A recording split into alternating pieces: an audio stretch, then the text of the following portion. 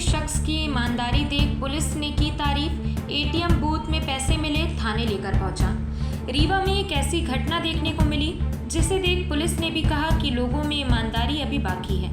पूरा मामला शहर के समान थाना क्षेत्र का है। तुलसी नगर में रहने वाले इंद्र गोपाल शर्मा रुपए निकालने रिलायंस पेट्रोल पंप के पास लगे SBI एटीएम बूथ पहुंचे।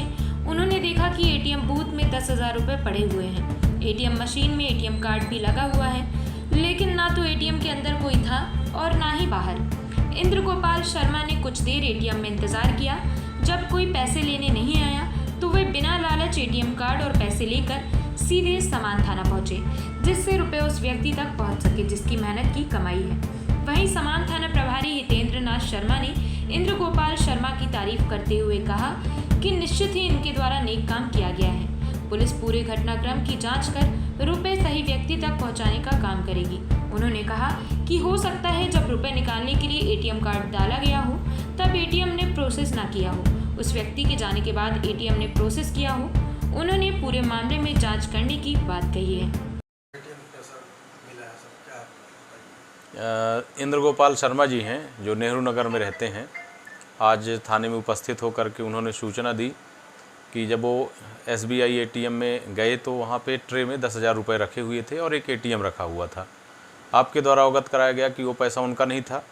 जब वो एटीएम में गए तो एटीएम प्रोसेस हो रहा था और थोड़ी देर बाद ट्रे में कुछ पैसे निकले, जिसको उन्होंने जब आजू बाजू पता किया और देखा तो कोई ऐसा व्यक्ति नहीं था जिसने पैसा निकाला हो। फिर उन्होंने पूरी ईमानदारी का परिचय देते हुए उस पैसे को लेकर के थाना आए। थाने में उन्होंने 10,000 रुपये जमा किए हैं और साथ में वो एटीएम दिया है, एक आवेदन दिए हैं कि ऐसा ऐसा हमारे साथ हमको 10,000 रुपये मिले हैं। निश्चित तौर पे ऐसे लोग समाज के लिए धरोहर हैं। जिस तरह से ईमानदारी से उन्होंने पैसे को यहाँ जमा किया है और हमसे उन्होंने जांच की मांग की है कि आखिर जिस व्यक्ति का भी पैसा है उस तक हम उसकी जांच करके पहुँचाएँ। हम आपको बहुत बहुत धन्यवाद देते हैं और अपील करते हैं कि यदि किसी को इस तरह से कभी खोई हुई चीज़ें मिलती हैं या जो भी, तो प्रायः वो यही प्रयास करें कि थानों में सहयोग लेकर के उसको सही जगह पर पहुंचाने का प्रयास करें। प्रथम दृष्टि क्या लगता है सर, कैसे पैसे? दोनों चीज़ें हैं। एक तो ये हो सकता है कि कोई एटीएम को फ्रॉड करके और उसी समय पुलिस का मूवमेंट हुआ होगा या किसी व्यक्ति का मूवमेंट हुआ होगा तो वो वहाँ से जल्दी जल्दी में निकल गया होगा लेकिन पैसे कलेक्ट नहीं कर पाया। दूसरा ये भी हो सकता है कि कोई ऐसे व्यक्ति रहे हों जिन्होंने एटीएम को प्रोसेस किया हो, कई बार उन्होंने एटीएम में प्रोसेस किया हो, एटीएम कभी कभी हैंग हो जाता है, डिले प्रोसेस करता है। इसका भी परिणाम हो सकता है कि उनको लगा हो कि लगता है पैसा नहीं निकलेगा और फाइनली वो पैसा जब उनको निकलने लगे उस बीच प्रोसेस हो गया।